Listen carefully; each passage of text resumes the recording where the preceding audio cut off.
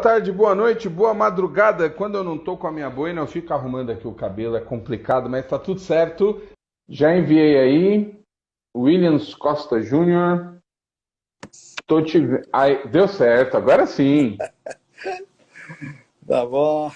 Agora sim, bom dia aí. Bom É bom dia. dia, né? Então, Bom dia. Estamos aqui. quero agradecer muito. Já estava conversando com o pessoal aqui, explicando essa questão de fuso horário, né? Você está em Washington, não é Eu isso? moro aqui em Washington, trabalho aqui, mas viajo bastante para diferentes partes do mundo para fazer o meu trabalho, que é na área de comunicação e de música. Olha só, até brinquei, né? O pessoal aí costuma falar Washington DC, Ah, né? ah. E aí eu falei, estou aqui no Maranhão MA, entendeu? A gente tá. Estou aqui na divisa do Maranhão com Piauí, colado em Teresina. Imagino que você conheça essa região também, né? Muito. Eu sou de Recife e morei em Fortaleza há 5 anos Ah, e me mudei de Recife para São Paulo para estudar música quando eu tinha 18. Então, eu conheço todo o Nordeste. Conheço o Sertão, Rio Grande do Norte, Paraíba, já estive no Piauí, Maranhão várias vezes. O que você me falar do Nordeste brasileiro, eu vou explicar para você, porque eu conheço. ó, que beleza. Então, uma perguntinha importante. Gosta de cajuína, bem gelado ou não? Eu gosto de cajuína, eu gosto de rapadura, eu gosto de feijão com farinha, eu gosto de tudo que é bom que o Nordeste pode oferecer, eu gosto. Que beleza. Isso aí que é importante, então. É boa música e também gastronomia. É verdade, é verdade. Que bacana. Olha, eu chamo como Williams, maestro, pastor. Vamos definir aqui para não me perder. Williams.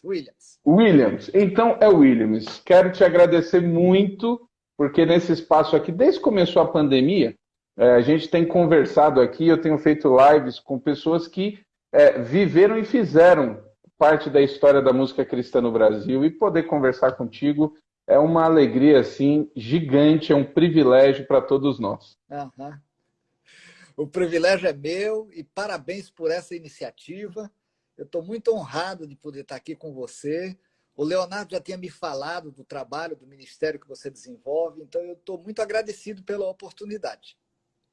Que bacana. Então vamos começar a contar essa história. Você já disse que foi para São Paulo estudar música já com 18 anos. Então a pergunta que eu sempre abro com todos os convidados é isso: como é que a música surgiu na sua vida? Como é que ela cruzou com o evangelho? Olha, eu nasci num lar cristão, eu sou adventista do sétimo dia de berço, e desde os 5 anos de idade a minha mãe me estimulou a estudar música. Eu não queria estudar música, eu queria ser motorista de caminhão. Uau! Porque você fica ali em cima, ali dirigindo, assim e tal. Isso aqui era uma coisa assim, significativa. Negócio de música, tocando piano, os meninos da rua ridicularizavam que eu estudava música. Então, como era homem mesmo e tal, quer saber de música. Mas aí, com 14 anos, eu vim estudar num colégio interno, no interior de Pernambuco, uma escola cristã, e lá, sem minha mãe me pressionando para estudar, eu senti falta da música. E aí eu Hum. decidi que seria músico profissional. Então foi assim, de um universo para o outro, completamente oposto. E aí foi que tudo começou a acontecer, e aos 18 anos, então, eu vim para São Paulo para fazer faculdade de música. Uau! Muita gente que aprende piano, estou vendo aqui um pianista, tecladista, enfim, o Sidney Brito, que é ali de Brasília, tem um grupo espetacular, Estilo de Vida. Muita gente tem uma relação conturbada com o piano no início, porque é um instrumento difícil, É, né? é, E exigem muitos anos. Alguns se apaixonam de primeira, outros se apaixonam no decorrer do processo. é. A tua relação com o piano foi amor assim à primeira nota ou Não, demorou para você se apaixonar? não. Eu quero aproveitar e mandar um abraço para o Gugas. Eu estou vendo que ele entrou aí, bem-vindo. Estou vendo gente conhecida chegando por aí. Mas, olha, não foi não. Foi muito tumultuado. Eu não gostava, não tinha paciência de ficar praticando escala e tal. Realmente é um troço muito chato. Não é porque eu era criança, não, mas é muito chato estudar piano. Agora, depois que você pega e tem uma base, fazer música é muito agradável, é muito gratificante. Mas Eu estimulo os pais a perseverarem, colocando os filhos para estudar e os filhos a terem paciência para poder aprender, porque o começo é difícil, mas depois fica bom. Você sabe, toca. O cenário, e quando pesquisando e lendo a respeito, inclusive, do seu ministério, existe uma unanimidade aí a respeito da modernização que o teu ministério, a geração, enfim, o seu trabalho foi realizando dentro da música. Nessa época que você decide estudar, vai para São Paulo, como era o cenário? O que é que tinha de música? Os adventistas sempre foram extremamente diferenciados na relação com a música, né? Eu sou um pastor batista, nós temos também uma cultura musical, mas nem de longe que tem essa profundidade que o meio adventista tem. Como era o cenário, né? Quais eram suas referências, o que você gostava naquela época e como é que as coisas foram se encaixando? Bom, quando eu comecei, a minha grande inspiração foi quarteto masculino. Eu lembro que eu estudava piano e odiava estudar piano. Eu não gostava de música de jeito nenhum. Até que um dia eu ouvi um LP que meu pai comprou e levou para casa dos Arautos do Rei. E a primeira música desse primeiro LP dizia assim: hei de estar na alvorada. Eu lembro do dia que eu ouvi essa música. E eu parei, eu fiquei assim tão perplexo. Eu digo, gente, música é uma coisa boa, bonita. Olha para isso. Eu chorava e cantava junto e tal. Então, a minha primeira relação com música foi o Arautos do Rei. Depois, no colégio, eu fiz parte de um quarteto vocal chamado Arautos do Nordeste. Então, era uma alusão ao Arautos, mas sendo do Nordeste. Mas dava a impressão que era o quarteto da Sudene, né? Arautos do Nordeste.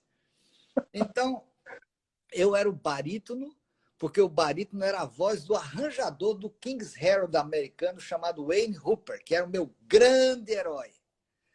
Então, inspirado nos arranjos dele, cantando nesse quarteto e praticando piano sem minha mãe ficar me pegando no pé, foi aí que começou a florescer o desejo de mexer com música. E é muito engraçado o jeito como eu comecei a compor, porque eu nunca pensei em ser compositor, mas eu terminei fazendo composição tentando fazer tradução. Eu tinha os arranjos do King's Harold, os Arautos do Rei americano, que eu tentava traduzir, mas me deu tanto trabalho e me vinha tanta ideia de rima e de frase e tal, tentando fazer a tradução, que eu digo, quer saber de uma coisa? Aqui eu já tenho frase suficiente para fazer uma música. Então, a partir dos desafios para traduzir, foi que eu comecei a fazer as composições. Nossa, qual foi a primeira, daquelas que começaram, assim, que acabaram sendo gravadas? Você diz música? Música. Bom, a primeira composição eu nunca consegui terminar. E engraçado que eu já tentei, ao longo de quase 60 anos, tentar acabar essa música. Toda vez ela empaca no mesmo lugar onde ela empacou há décadas atrás. Aí eu desisti, ela é uma obra inacabada. Ué, Schubert não fez uma sinfonia inacabada? Pois eu tenho a minha primeira música inacabada. Aí eu tentei algumas outras também que não tinham muito significado, mas a primeira música que foi conhecida nacionalmente foi a música Mãos.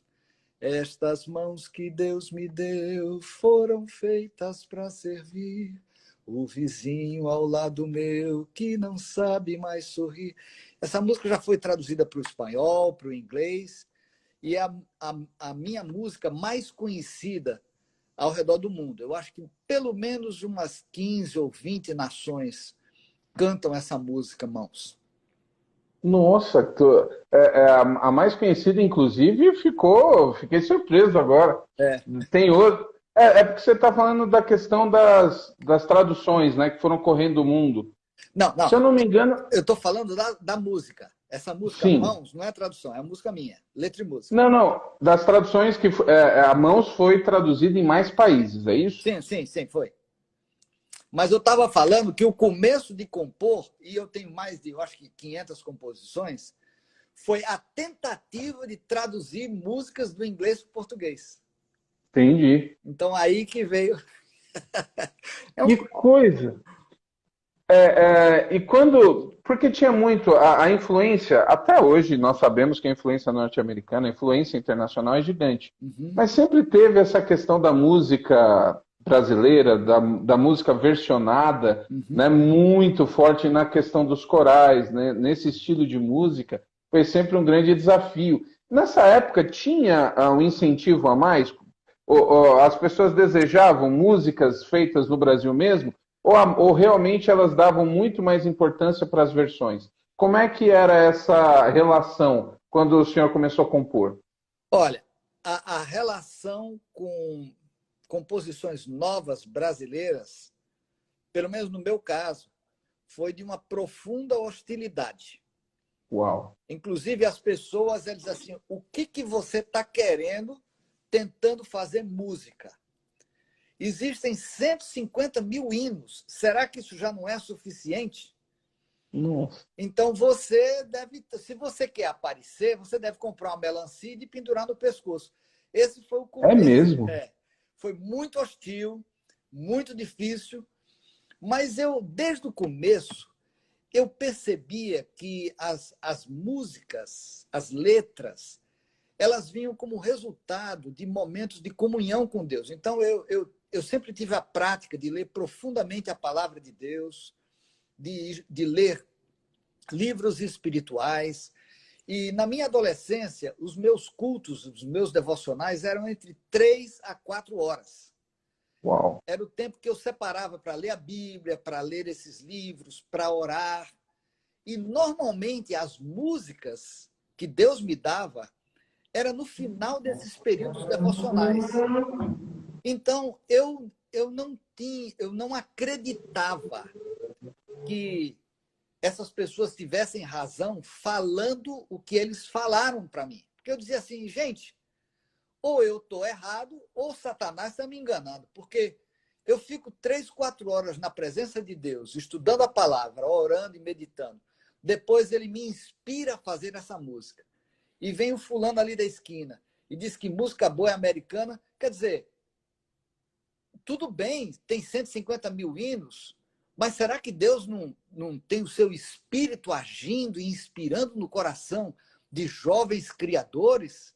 Então, com essa certeza de que o que eu estava fazendo era uma coisa que era inspirada pelo Senhor, eu fui avançando. Mas foi um período solitário, doloroso e que criou em mim muita pressão. Mas Deus deu força, eu perseverei e finalmente consegui produzir o que foi produzido. Mas o começo não foi fácil.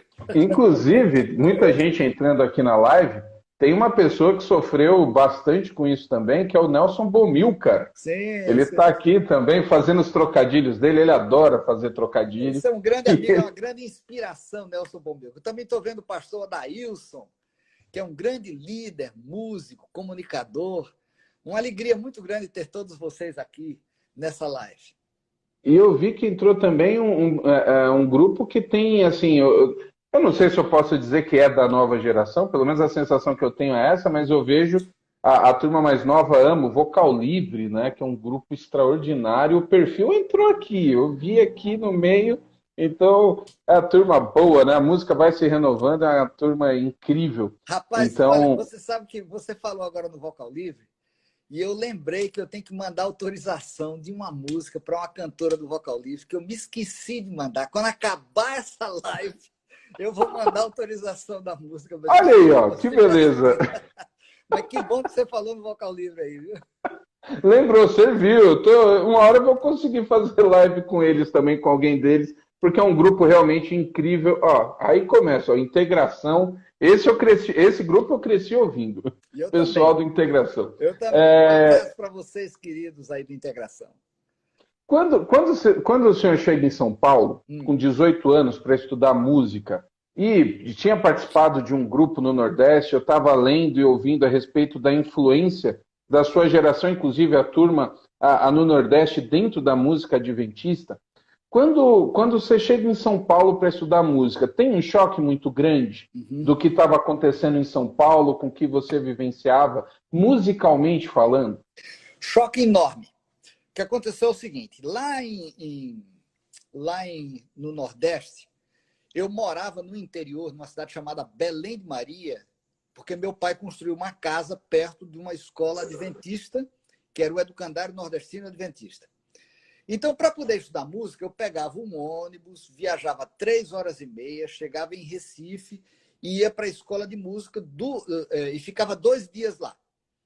Então, nesses 2 dias, eu me hospedava, na noite que eu dormia em Recife, na casa de um grande amigo, um grande músico chamado William Gomes. Hum. O William Gomes é um grande compositor e ele fazia faculdade de psicologia e música. E quando eu ia dormir lá na casa dele, a gente conversava e trocava ideia. E eu, estudante de música, eu tinha alguém mais ou menos no mesmo nível para poder conversar, discutir coisas. E nós começamos a tentar umas coisas incríveis lá. Por exemplo, eu lembro que eu estudava no piano o Microcosmos do Bela Bartók. E a gente chegou a fazer letra para algumas coisas do Microcosmos para transformar aquilo numa coisa vocal, porque tinha 2 vozes, 3 vozes, a maneira como ele lidava com as vozes, a modernidade, a sonoridade, a gente fazia isso. Outra coisa que a gente fez muito foi pegar cantos do Renascimento, 2 vozes, 3 vozes, e botar letra em português.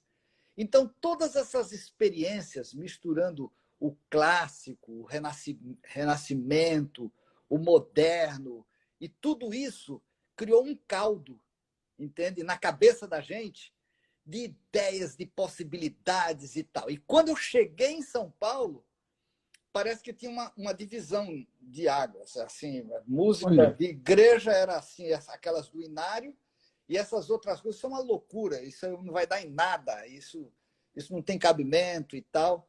Então, o impacto foi justamente isso, um problema de comunicação, né? Mas, com que o tempo, época. eu fui me ajustando e eles também. A gente foi se achando. Isso aqui é, porque estamos falando dos anos 70. Isso, exato. Eu cheguei em 1970 em São Paulo para estudar. Ah, ok. Há 42 anos atrás. Rapaz, 41 anos atrás. 70, 80. Isso. Você chegou em 70, lá 70. em São Paulo. 1º de janeiro de 70. Nossa, das produções, do que vinha sendo feito de um modo geral na música, o que te marcava, ou o que passou a conhecer em São Paulo que ainda não tinha tido acesso no interior? A gente está falando de uma época que não tinha internet, de uma época que as mídias cristãs, apesar que o sistema de comunicação adventista é extraordinário, mas sempre tem uma espécie de delay. Teve algumas descobertas de imediato quando você chegou em São Paulo? Claro. Em São Paulo, o que eu percebi é que havia na Igreja Adventista 2 fontes de geração de conteúdo gravado. Uma era a Voz da Profecia, cujo escritório e estúdio era no Rio de Janeiro, que era a Casa dos Arautos do Rei, né? O grupo vocal que apoiava o ministério de A Voz da Profecia com Roberto Rabelo. E o outro era uma gravadora lá em São Paulo, perto do antigo IAE, que agora é o NASP São Paulo, chamado GBM, a Gravadora Boa Música. E a Gravadora Boa Música, ela produzia esses hinos de trio, de dueto, do inário e coisas assim. E eu lembro que naquela época as gravações, os acompanhamentos eram basicamente piano e órgão, naquele começo. Uhum. Depois o produtor, o responsável pela gravadora, Elias Azevedo, ele fez discos de orquestra e expandiu para coral, para uma série de coisas, mas no começo era piano e órgão. E eu lembro que logo naquele começo, quando eu cheguei cheio de ideias de usar instrumentos e falando de orquestração, um monte de coisa. O povo olhava para mim assim como se eu estivesse falando grego, entendeu? Mas eu olhava tudo num contexto, porque eu entendia o ambiente onde eles estavam, o que eles estavam fazendo, e além das produções feitas pela gravadora Boa Música, a GBM, tinha como referência musical para todo o Brasil o Coral Carlos Gomes, dirigido pelo maestro Flávio Araújo Garcia. Então, essas eram as principais bases. Arautos do Rei, Coral Carlos Gomes e o que era produzido na gravadora Boa Música, a GBM. E a sua relação, então, com as gravações, já de início é como arranjador, como pianista, como é que entra nesse universo de gravar música? Bom, eu vou contar uma história aqui para você que eu acho que eu nunca contei, ou se eu contei foi uma vez só. É assim, eu fui um estudante de música clássica. Eu entrei em conservatório. Quando eu vim para São Paulo, eu entrei para fazer faculdade de composição e regência. Eu terminei um curso de graduação de piano e fiz uma licenciatura em educação musical com área de habilitação em música. Educação artística com área de habilitação em música. Então, a minha formação acadêmica é música. Eu sempre fui músico. Aos 16 anos, eu fiz uma peça para piano e orquestra. E eu tinha composições. Eu queria ser um compositor de música erudita do século XX. E para isso que eu vim estudar em São Paulo. Agora, quando chegou em São Paulo, eu percebi as enormes necessidades na área de música. Precisava partitura, precisava arranjo. Eu cheio daquelas ideias de novidade e tal. Eu vi muita coisa assim que poderia ser feita, mas não tinha como fazer. Então, daí, eu digo, não, para poder eu registrar isso, precisa gravar. Eu recebi alguns convites para participar como pianista de gravações da GBM, mas tentando aprender como grava, especialmente como grava a orquestra, eu ficava como... Sabe esse pessoal que vai para a porta de estúdio e fica ali que nem mendigo, esperando ver se cai alguma migalha para ver se aprende? Era eu. O tempo que eu tinha, eu ia para o Estúdio Eldorado, Estúdio Pauta, ali no centro de São Paulo, ficava por ali, entendeu? E eu lembro que um dia, um músico chamado Julião, ele virou para mim e disse assim, rapaz, eu vejo você aqui todo dia, o que você faz? Eu digo, eu sou músico. Você é músico, pai? Você? Eu toco. E você toca o quê? Eu toco piano. Aí ele virou para os outros músicos, né? Tinha lá saxofonista, trompetista, músicos profissionais, disse assim, tem um pianista aqui. Aí todo mundo, vem aqui, senta e toca. Aí eu fiquei assim, mas de repente... Aí eu comecei a tocar, eles gostaram. Puxa, olha esse acorde aqui, é diferente, é aquele outro e tal, e coisa. Você grava? Eu digo, eu nunca fui chamado. Aí eles assim, vai ter uma gravação amanhã, você quer vir? Eu disse, quero. Eu não sabia nada de cifra, não sabia nada de coisa nenhuma. E fui na gravação. E na gravação eu descobri que o método de gravar era um negócio chamado perseguição. Você já ouviu falar nisso? Perseguição? Perseguição. Não. Perseguição é assim. Entra no estúdio, piano, baixo, bateria, sax, trompete, violão, guitarra, umas 9 pessoas. E tem um cantor, ou dueto, ou trio, ou que seja.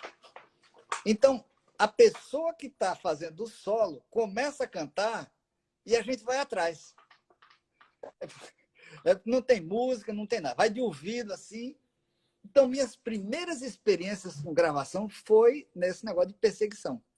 E eu lembro que a gente fazia um disco inteiro, com 12 músicas, durante uma noite. Começava às 7 da noite, 7 da manhã estava gravado, editado, montado. Ele pegava, levava para a fábrica. Eram discos instrumentais? Não, cantado. É mesmo? Cantado. Nossa! Música religiosa, música gospel, cantada. Essa foi a minha principal escola. E, sendo um pianista de gravação de perseguição, eu comecei a me destacar fazendo introdução. Às vezes eu não sabia de que jeito fazer introdução. Eu dizia assim, William, inventa um aí. Eu inventava.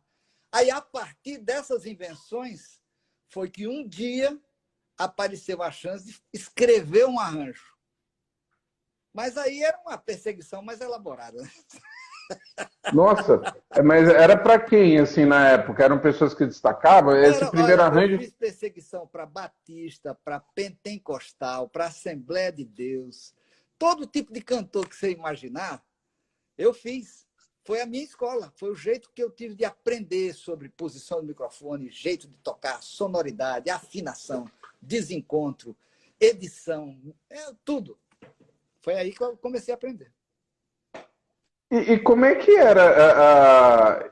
E como é que você fazia? Você estava, então, aprendendo e fazendo isso no estúdio, perseguição, Ah, e mexendo com um monte de coisa, e ao mesmo tempo estudando. Como é que era a repercussão do que você estava fazendo fora, com seus estudos, no ambiente que você estava? Tinha alguém assim, o pessoal achava meio ruim ou não? Era para você se dedicar só àquilo? Como é não, que foi isso? não, quando eu estava em São Paulo, eu trabalhava para o Conservatório Musical Adventista, que era onde eu morava. Eu morava no colégio, então, pela acomodação e pela comida, eu fazia arranjos para o Coral Carlos Gomes, para o Conservatório Musical Adventista e tal. Tinha essa participação lá. Mas a maior parte do tempo eu ia para a escola, que era no centro de São Paulo, o Instituto Musical de São Paulo. Então, essas partes da minha vida eram todas separadas, porque os meus estudos eram de dia, os arranjos eu fazia nas horas vagas e as minhas gravações eu fazia de noite. Então, esses mundos não se interligavam. Entendi. E eu fui tocando isso por muito tempo. Como é que foi a sensação de ouvir a primeira música gravada, assim, seu trabalho gravado? Qual que foi que te destacou? Que você, nossa, teve algo assim, ou até mesmo ouvindo numa rádio, uma música que você gravou e que sou eu. Teve? Teve, mas assim, eu fazia aquilo imaginando o que eu fiz depois, que eram arranjos para orquestra. Eu tocava ali porque eu precisava tocar e dava as ideias e fazia e estava ali para aprender. Mas na minha cabeça eu tinha muito claro que aquilo lá era um degrau no aprendizado de toda a tecnologia de gravação para no Uhum. futuro ser aplicada a orquestrações, a acompanhamentos mais elaborados. E eu lembro que lá no Estúdio Pauta, eu conheci pessoalmente um grande maestro chamado Rogério Duprat. Ele era muito criativo e era uma pessoa muito boa. E uma vez eu estava saindo do Estúdio Pauta, na rua Major Quedinho, e ele estava chegando. E eles estavam para fazer uma gravação. Então eu perguntei para os músicos, a essa altura eu já era bem conhecido dos músicos, que gravação? Ele disse, não, é uma gravação aí para um cantor aí chamado Chico Buarque. Eu digo, verdade é?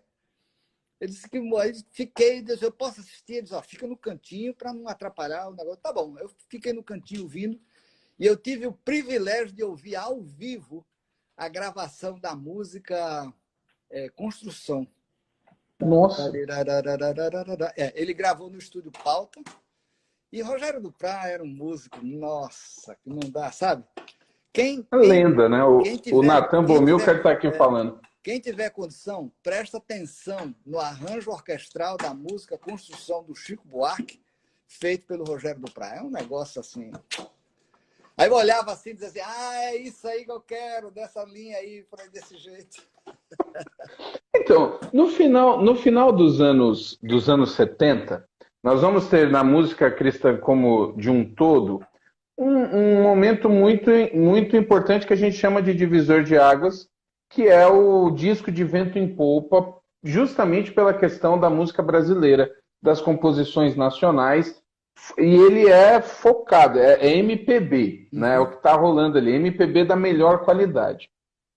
Qual era a tua relação com esse estilo? Você acompanhava, estava ouvindo o que estava acontecendo, inclusive as repercussões, ou você passa a ter contato depois com essa turma? Porque eu sei, né, já até comentamos aqui, o Nelson está aqui, o senhor vai ter um encontro com essa geração, com essa turma de vencedores, inclusive já estão até perguntando aqui, tem pelo menos dois grandes trabalhos históricos que faz parte também dos seus trabalhos, que é o Vento Livre, que é um um disco incrível da Igreja Batista do Morumbi, né? E como é que o senhor se relacionava? Qual a tua percepção desse movimento na época? Olha, uma das melhores ocasiões para você fazer contato é a saída e a chegada do estúdio. Porque Olha, quando você chega, normalmente tem alguém que está gravando, aí quando o outro está saindo e você está chegando, você conhece a pessoa.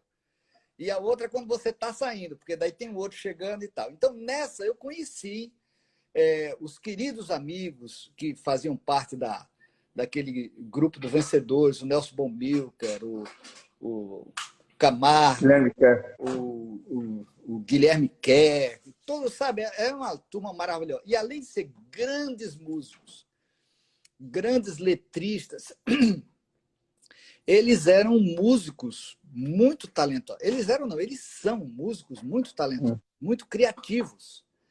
Então, houve, desde o começo, uma afinidade muito grande. Eles admiravam as coisas que eu fazia e eu os admirava bastante. Até que surgiu a possibilidade de fazer o disco do Vento Livre. E aí tem muita história, muita história interessante, que para mim foi um milagre de Deus. Pois, conte, como é que surgiu o convite? Como é que vocês se cruzaram? Então, já sabemos que é nessa questão de estúdio, mas a ideia de te chamar foi de quem? Como é que você entrou nesse projeto? Eu espero que a memória não me engane agora ao contar o que eu ando. Mas se eu estiver falando errado, é a impressão que ficou no meu subconsciente, entendeu? Mas eu tenho a impressão Tudo que eu bem. vou falar certo. É o seguinte. O disco do Vento Livre surgiu como uma iniciativa da Igreja Batista do Morumbi. A Igreja Batista do Morumbi, naturalmente, era no Morumbi, mas o escritório da igreja era ali perto de Santa Amaro, não muito distante do Largo 13. Tinha uma casa lá, que é onde reuniam os pastores e tal. E tinha um canto lá, que era o canto dos músicos.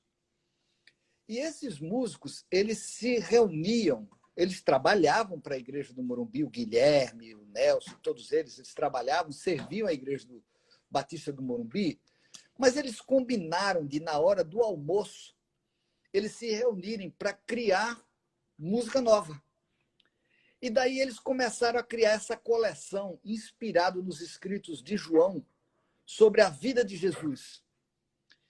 E eles me chamaram para fazer as orquestrações disso aí, e era um passo largo, porque eles pensaram em fazer uma coisa que a gente nunca tinha feito. A gente gravava sempre no estúdio Comeve, que ficava ali na rua 24 de Maio, no subsolo, mas esse era uma gravação que a gente iria gravar no estúdio da RCA, que, sabe, era um estúdio assim grande, de 16 canais. O engenheiro de som era o Estélio. Então era um negócio assim todo, sabe, cheio de recursos e possibilidades. E aquilo encantava a todos nós. Era um sonho. E eles me chamaram, me falaram sobre isso, eu aceitei. Só que nesse meio tempo, eu ganhei um troféu como músico do ano da Ordem dos Músicos do Brasil. Uau. E por causa desse troféu, desse prêmio, a Lufthansa me escolheu para fazer uma viagem inaugural para a cidade de Heraklion, na ilha de Creta.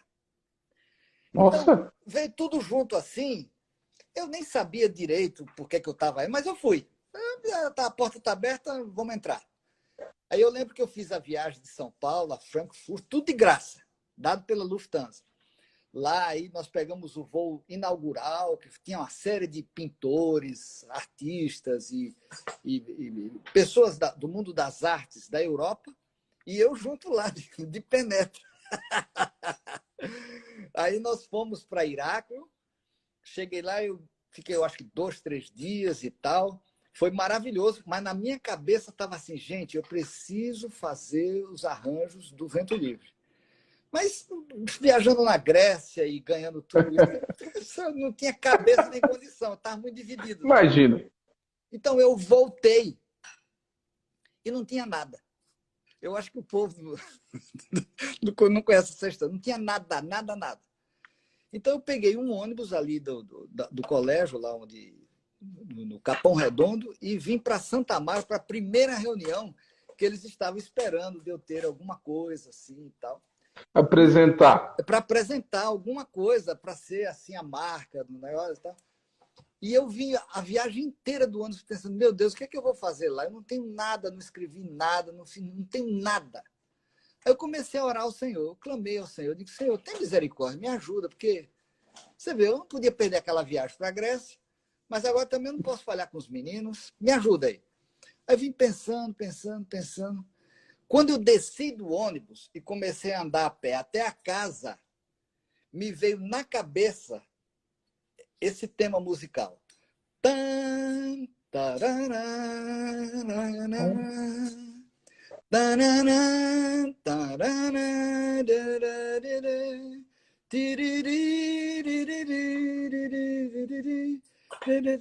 esse tema todo, né? Aí eu olhei e disse, nossa, que tema legal. Ok, vamos arrumar a harmonia. Aí eu recapitulei na minha cabeça a melodia e fui pondo os acordes. Caminhando. Esse aqui com sétima, esse aqui com nona, esse aqui vai diminuto. Aí fui cantando e arrumando a harmonia. Aí quando chegou perto do portão, eu dei uma repassada na melodia e na harmonia do tema para não fazer vexame. Que eu cheguei lá e disse, ô, maestro, que prazer e tal, e coisa. E a música? Eu digo, a música está pronta. Aí eu sentei no piano, minha mulher sempre me corrige, que a gente nunca senta no piano, senta no banco do piano, né? Sentei ao piano e toquei. Quando eu toquei assim, todos eles, mas que maravilha, isso mesmo, que beleza. Eu digo, graças a Deus, escapei dessa. Gente do céu. Depois o resto é história, porque daí eu acomodei esse tema no começo, antes de entrar aquele, desde o princípio de todas as coisas era o verbo. Depois entrou no tema da pecadora, eis-me aqui outra vez. Você vê que é o mesmo tema.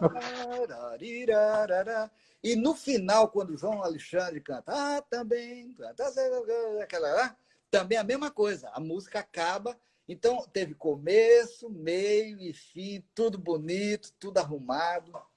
Quem vê assim pensa, nossa, foram 5 meses intensos de trabalho. Gente do céu, até tá aqui, né? O Maurício Soares tá aqui dizendo, parece simples, né? Mas não faça isso em casa. Você contou para algum deles na época como é que veio assim não, essa? imagina que eu Tá ia contando passar essa agora? vergonha.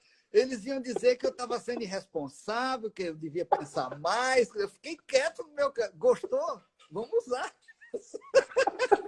Mas, para mim, toda a ideia da cantata e esse tema musical, que foi o tema que ligou as partes, para mim, é inspiração de Deus.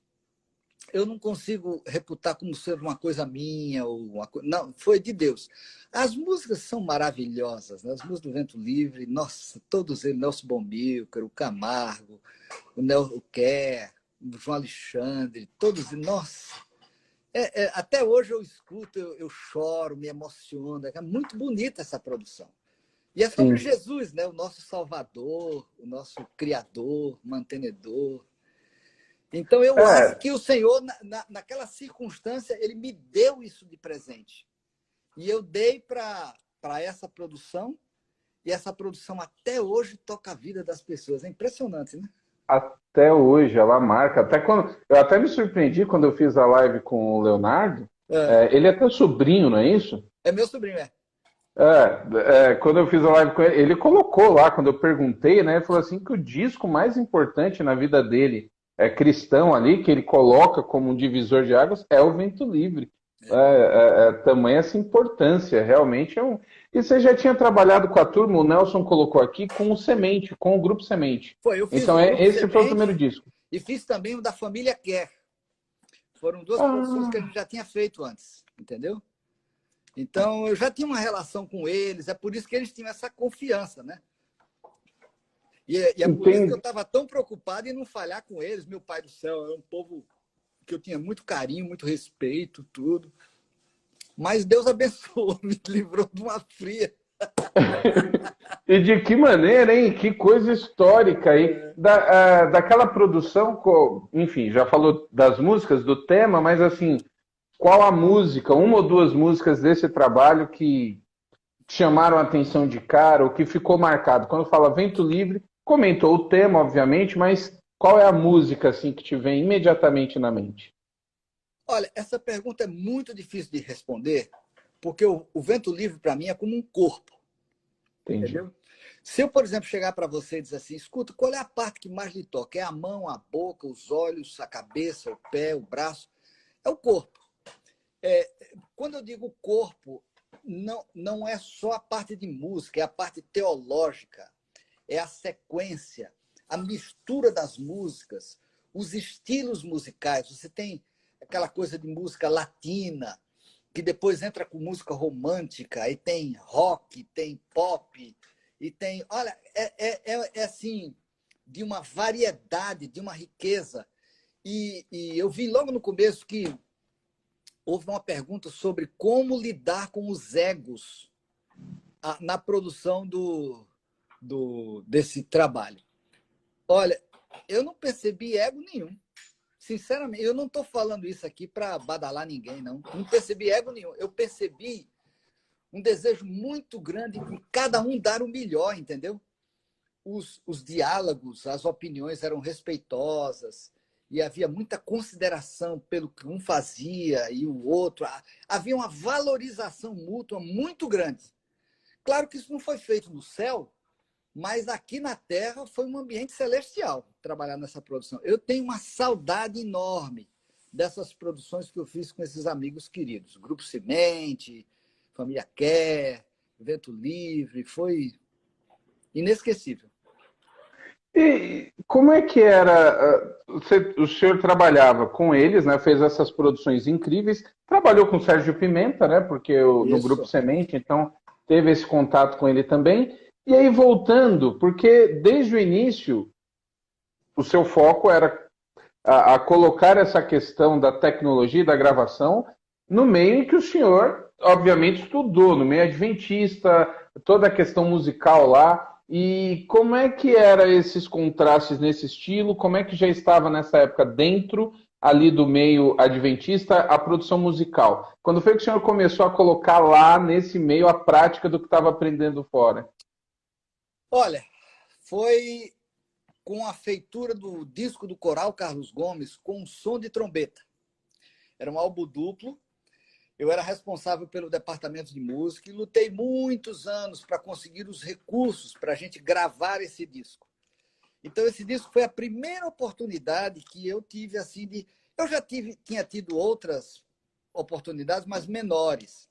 E também não posso ignorar algumas oportunidades de aprendizado que eu tive com cantores batistas, presbiterianos, gente da igreja episcopal. Eu tive o privilégio de fazer o disco Devo Ser, do. Como é o nome? Do Era Sem Ovelhas, como é o nome dele? Osés de Paula. Oséias de Paula.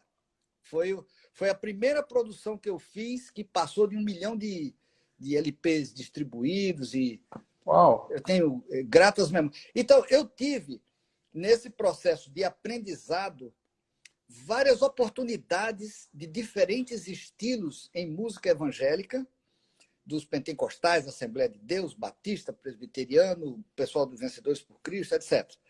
Então, isso, para mim, é a escola que eu agradeço a Deus por ter aprendido. Aí, até que apareceu a oportunidade de fazer essa produção. Tinha feito uma antes para a Tenilde, uma cantora do Nordeste de Recife, uma grande cantora, e depois veio o Coral Carlos Gomes, com o som de trombeta. Aí, depois disso, a gente começou a trabalhar um departamentozinho que surgiu por idealismo chamado CPA, Centro de Produção Artística. E no CPA foi que a gente teve a oportunidade de desenvolver produções para Grupo Prisma, Grupo Integração, Grupo Orion, Grupo Carisma.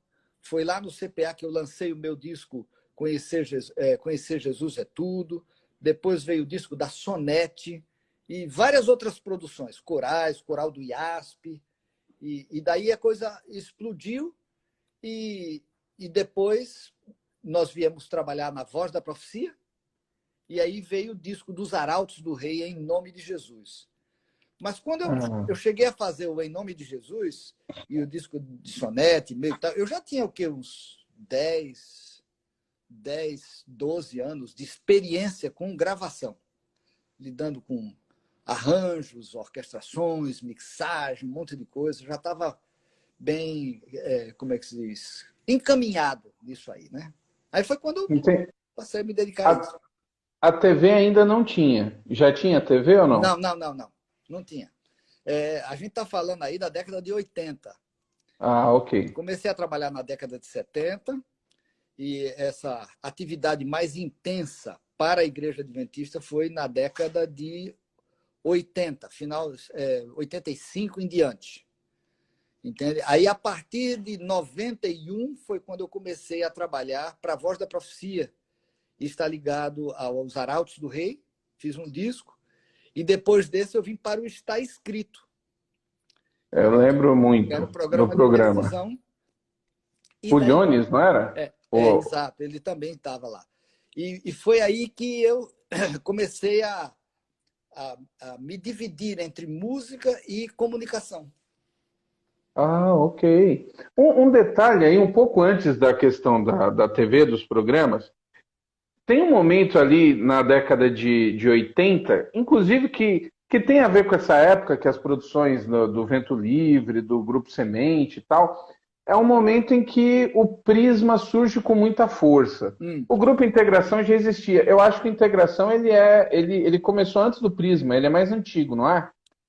O Grupo Integração, eu não sei exatamente a data que eles começaram, mas tanto um quanto o outro, eles surgiram mais ou menos na mesma época.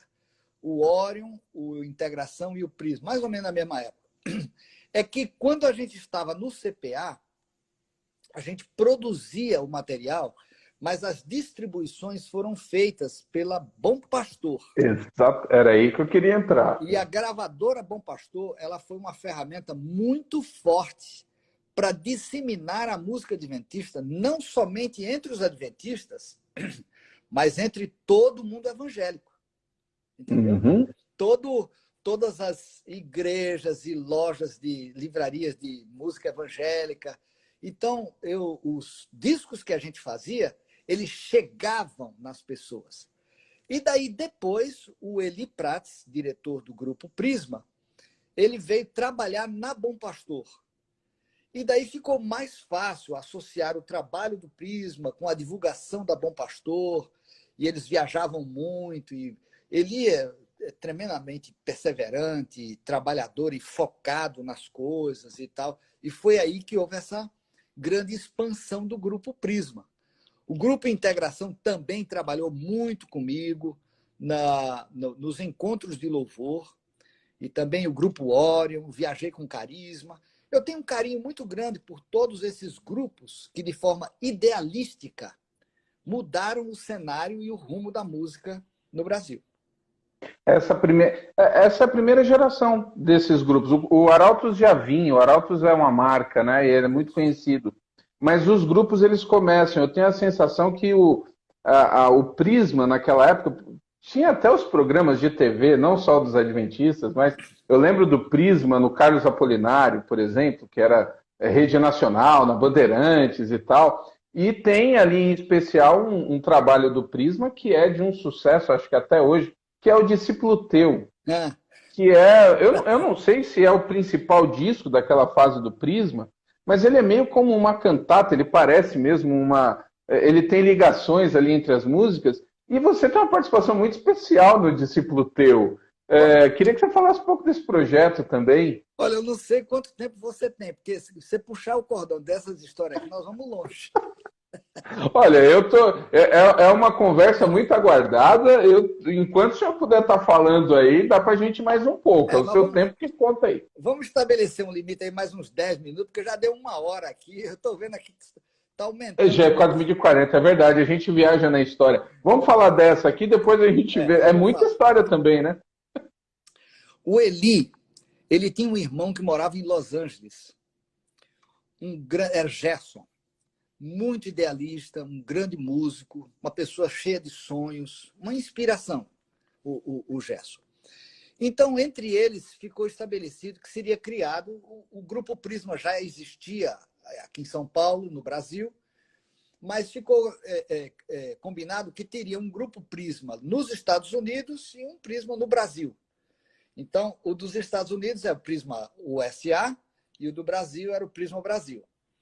E o que fazia os playbacks, que usava para um, usava para o outro e tal. Então, ficou acertado de que as gravações do disco Um Milagre Eu Sou, eles seriam feitas no Brasil, mas a mixagem seria feita nos Estados Unidos. E nessa viagem para fazer esse disco do Milagre, ficou combinado de que o próximo disco seria feito nos Estados Unidos. A gravação do vocal e tal. Então, o Eli organizou uma tour lá pela Califórnia, junto com o Gerson. Foi todo o grupo, um investimento idealístico extraordinário, e nós tivemos o privilégio de gravar no estúdio Martin Sound, um estúdio maravilhoso, tem uma coleção de microfones fantástica, e nós gravamos lá com músicos de Los Angeles, e foi assim inesquecível. Foi feita a mixagem, e eu tenho o privilégio de ter sido convidado para participar desse projeto, do qual eu tenho memórias maravilhosas, entendeu? Porque esse repertório, tanto do Milagre, mas especialmente do Discípulo, ele realmente alcançou muita gente, muita gente. Outro dia eu encontrei, antes de um show, a Fernanda Brum, e eu acho que o Leonardo me apresentou para ela e disse assim, olha, esse é meu tio que faz arranjo. Ela disse, não, tá bom e tal. Aí ele disse assim, não, mas é aquele que fez o disco do Discípulo. Eu disse, o quê? Esse aqui, olha, me deu um abraço assim e tal. Então, quer dizer, é coisa que a gente nem imagina, né? Como Deus abre portas, encaminha as coisas. E eu acho que o segredo é a gente na vida estar sempre pedindo que o Senhor guie, que o Senhor oriente, que o Senhor abra portas. E eu tenho fé de que o Ministério da Música, ele tem hoje em dia no Brasil uma consolidação muito forte, muito por diversos ministérios. E eu acompanho, na medida da minha possibilidade, o que cada um está fazendo. Mas eu acompanho com oração, para que o Espírito de Deus inspire, para que as pessoas sejam guiadas, para que Jesus possa ser entronizado e Satanás não tenha espaço para ficar com essas picuinhas de vaidade, de egoísmo. Isso é tudo uma bobagem.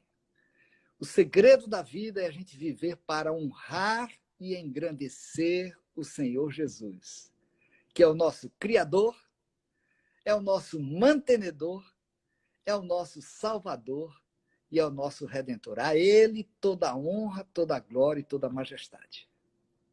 Amém, amém. A canção tema é sua, a Discípulo Teu. Isso, como eu digo, é outro presente de Deus, né?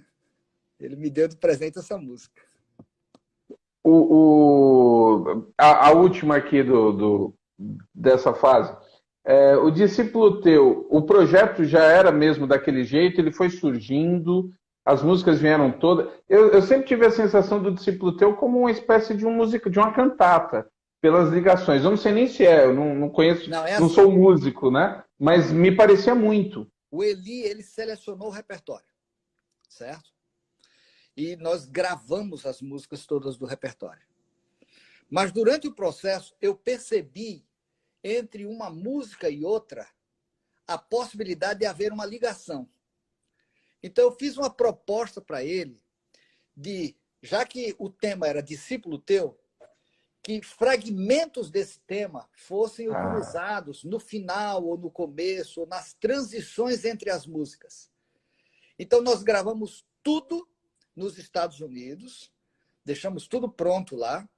Aí, quando veio para o Brasil, no estúdio Mosh, nós gravamos os pedacinhos para fazer as pontes.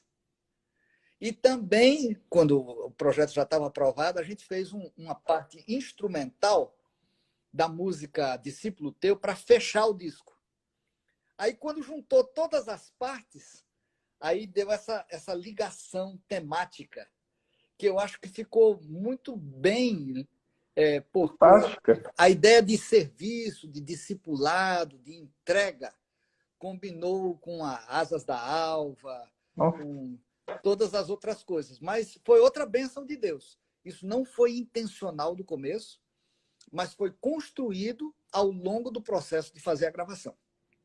Nossa, olha, é muita história. Até perguntaram aqui, tem um livro? Você escreveu? Alguém está escrevendo com esses registros ou não? Tem um projeto de livro? Olha, eu acho que o começo desse livro pode ser tentar transcrever esse áudio aqui, porque eu nunca pensei em escrever nada, não, mas pode ser. É muita história guardada. Pode ser um bom começo, né? Daí depois a gente vai puxando o fio dessas coisas todas, aí vamos ver. Muito bom. Eu não tenho palavras para agradecer esse momento, a alegria, a honra de poder conversar contigo. São tantas histórias que marcam gerações que a gente fica aqui. Já fico aqui gravado o convite para mais uma, porque tem muita história para contar. E é um prazer, viu? Saiba que esse espaço aqui para registrar e ouvir essas histórias é uma delícia. Então, muito obrigado por ter dedicado esse tempo aqui para conversar com a gente. Tá ótimo. Mas olha, para o futuro não é por nada não, mas tem história, por exemplo, gravação dos discos do Leonardo, gravação da produção da minha esposa, Sonete, as produções para Laura Morena, que é minha filha. Isso só o povo da família, né? Fora outros cantores e músicos que a gente tem em relação. O que eu digo é o seguinte, quando eu falo em tudo isso, no meu coração, eu tenho uma profunda gratidão. A gratidão é por ter sido chamado, por ter sido escolhido, por as pessoas terem aceito as ideias e por Deus ter dado as ideias. Eu não tenho um momento na minha vida que eu olhe e diga assim, nossa, esse é o cara. O que eu faço todo dia olhando para o espelho, eu disse assim, graças a Deus. Porque o cara é Jesus. Glória a Deus. Esse é entende? Sem ele não tem vida, não tem inspiração, não tem alegria, não tem esperança, não tem paz. A ele tudo. Porque ele é o maior, ele é o melhor, ele é a razão da vida. E é por causa dele que a gente usa a música para expressar o que a gente sente por ele.